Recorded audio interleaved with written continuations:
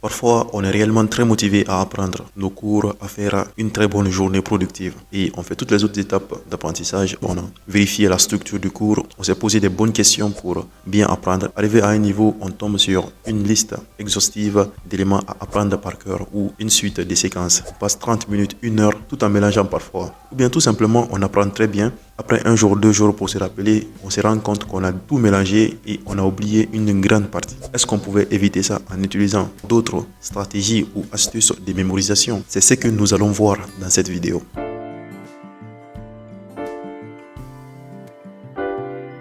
Bienvenue sur la chaîne YouTube Dr Sidimé. Ici, on parle d'apprentissage, de mémorisation, de productivité, comment améliorer, booster ses capacités cognitives et mentales. Et si ce sujet t'intéresse et tu sois étudiant en médecine ou d'autres facultés, je t'invite à t'abonner à la chaîne et à activer la cloche de notification. Parfois, dans nos cours, on tombe sur plusieurs types d'informations. Il y a des informations dont l'apprentissage est très aisé, très facile. D'autres informations qui sont un peu abstraites, complexes, très ardues à apprendre. Si on possède seulement les méthodes classiques de révision comme la récitation, le par cœur, ça peut être très difficile. Tu as peut-être déjà entendu ces termes comme pied, comme Tafak PD, mais où est donc Ornica ou Sagrat, où toutes les femmes à Paris ont 3 maris, on les appelle des acronymes. Tu les as peut-être déjà utilisés pour apprendre certaines parties de certains cours, mais le problème c'est où? La plupart des étudiants, si ces termes ne sont pas utilisés, ces termes ne sont pas formés dans les cours, ils ne prennent pas l'occasion de partir chercher est-ce que ça existe ou bien de créer eux-mêmes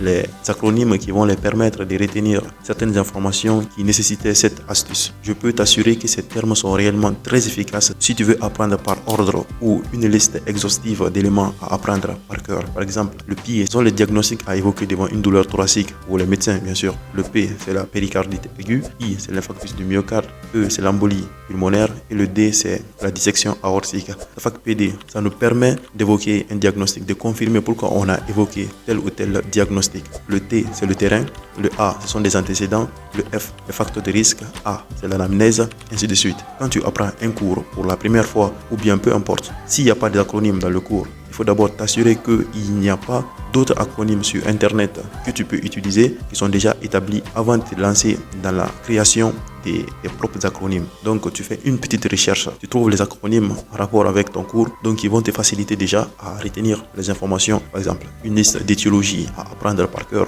un tableau clinique, ça va rendre ta révision plus facile, plus rapide et tu vas gagner beaucoup de temps lorsqu'il faut se rappeler de ces informations. Si et seulement si il n'y a pas d'acronyme dans tes cours, il n'y a pas d'acronyme que tu trouves sur internet, qu'est-ce qu'il faut faire? Il faut créer des acronymes. 3 techniques très rapides pour créer des acronymes. La première technique, c'est la combinaison des syllabes. Le plus souvent la première syllabe de chaque mot et tu essaies de créer une phrase avec ça. Par exemple, l'acronyme qui me vient en tête, c'est Sagrat. On nous fait penser aux muscles de la patte doigt. Ils sont le sartorius, gracile et le sémitendineux. La deuxième méthode, c'est l'association des lettres. Elle consiste à utiliser les premières lettres de chaque mot pour créer une autre phrase qui a une logique interne.